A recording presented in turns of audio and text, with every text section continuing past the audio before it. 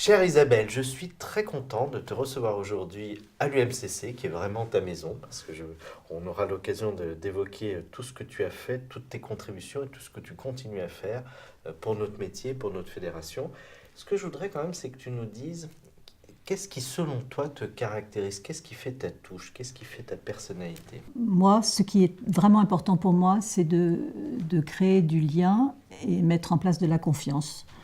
Et c'est ce que je crois que je fais le mieux dans mon métier de coach professionnel, qui est un métier que j'exerce surtout en individuel ou face à un couple, comme vous êtes là aujourd'hui. Ce sera un couple professionnel, Oui, nous, c'est un couple couple professionnel ou un couple dans la vie ou des couples personnels.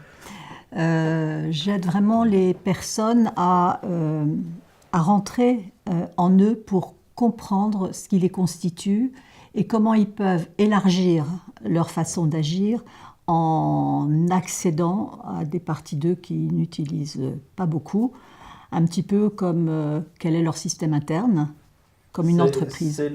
On pourrait parler du dialogue intérieur, c'est Alors ça? c'est le dialogue intérieur. Alors moi, c'est effectivement mon outil préféré qui a fait sur moi, dans ma formation, qui a causé une métamorphose vraiment très importante. Pourquoi aujourd'hui j'y crois beaucoup.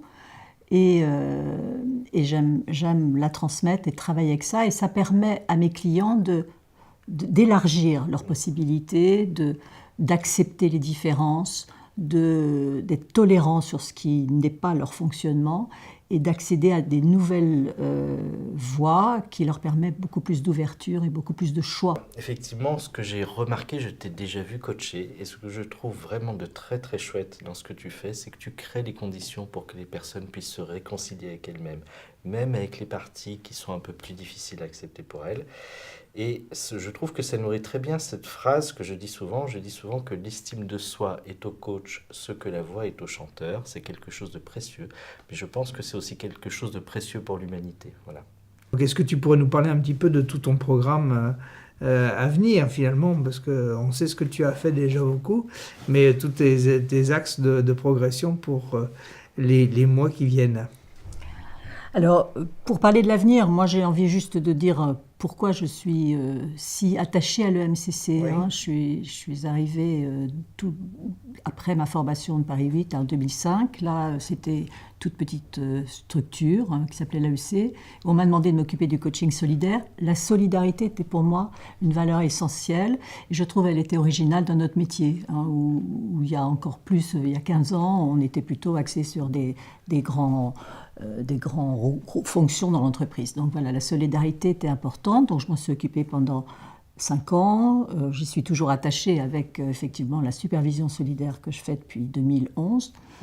Et après, quand j'ai passé la main pour le coaching solidaire, j'ai eu envie de créer ce lien, justement dans les régions, ce lien qui est tellement important pour moi. Et je me suis dit que tout se passait à Paris, qu'il fallait quand même qu'on ouvre à tout le reste de la France.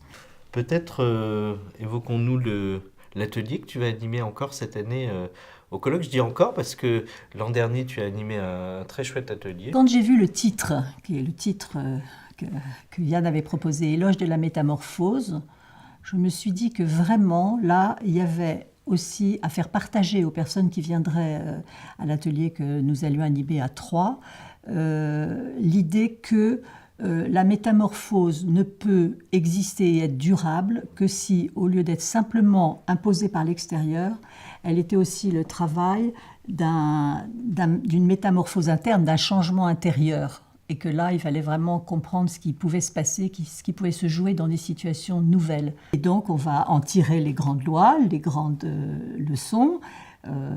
Gabi, je ne vais pas donner le secret maintenant, bien sûr, il faut venir à l'atelier.